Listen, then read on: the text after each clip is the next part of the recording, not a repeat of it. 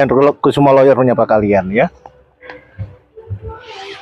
Sering kita jumpai ya, ketika ada pasangan, dua orang pasangan ini sama-sama melakukan nikah siri. Namun karena satu dan lain hal, mereka ingin berpisah, yang satu ingin berpisah, namun yang satunya tidak mau berpisah. Ya. Nah, keluar dari rumah tidak mau ini si pasangannya. Bagaimana solusinya? Yaitu solusi awal yang jelas, ketika itu nikah siri, kalian harus minta surat keterangan ya. Surat keterangan dari kepala kantor urusan agama wilayah kalian nikah siri ya, guna mendapatkan dasar kalau perkawinan itu tidak tercatat. Kemudian baru langsung ajukan isbat nikah sekaligus gugat cerai untuk proses pengesahannya. Apakah itu bisa? Tentu jawabannya bisa. Nah, sebagai contoh berikut ini dia ya. Berikut ini adalah salinan putusan from Pengadilan Agama Kabupaten Malang ya. Nah, ini dia. Ini gugatan cerai, namun di dalamnya ada mengenai isbat nikah. Nah, ini dia. Karena perkawinannya tidak terdaftar, maka harus ada surat keterangan. Karena nikah siri itu sah, ada akadnya ya, ada ijab kabulnya. Nah, dikarenakan masing-masing dahulunya berstatus duda dan janda, maka terus di dalam perkara ini harus ada aktenya, akte cerainya. Nah, selanjutnya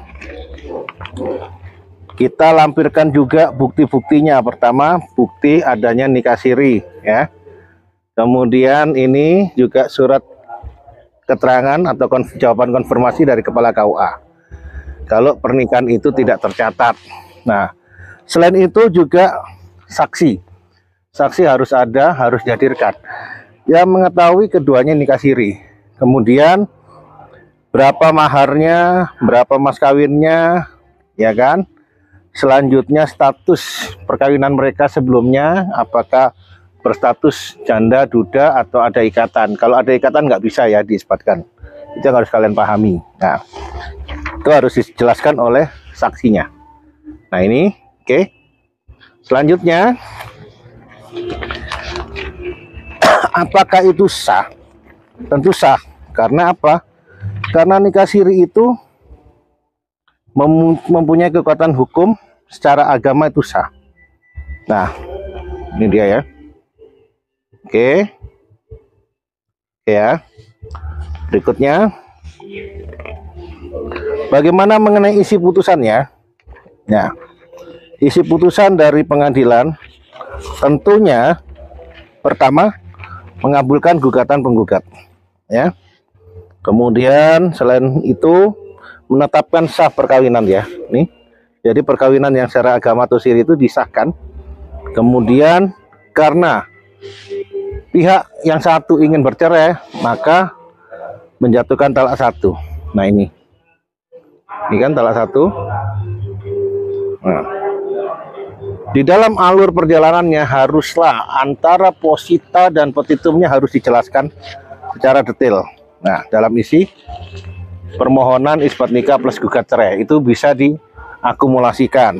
Nah, ini putusannya, dan tadi amar putusannya jelas ya. Nah, bagaimana dengan dokumen akhirnya atau apakah ada akte cerainya? Tentu ada. Nah, ini dia untuk akte cerainya. Nah, karena ini yang asli sudah kami serahkan ya ke kolega, ini dia akte cerainya ya. Oke. Jadi tidak ada masalah hukum yang tidak bisa diselesaikan sepanjang itu sesuai dengan aturan, norma, dan juga kaidah hukum yang berlaku. Thank you, Hendro Kusumo Lawyer menyapa kalian. See you.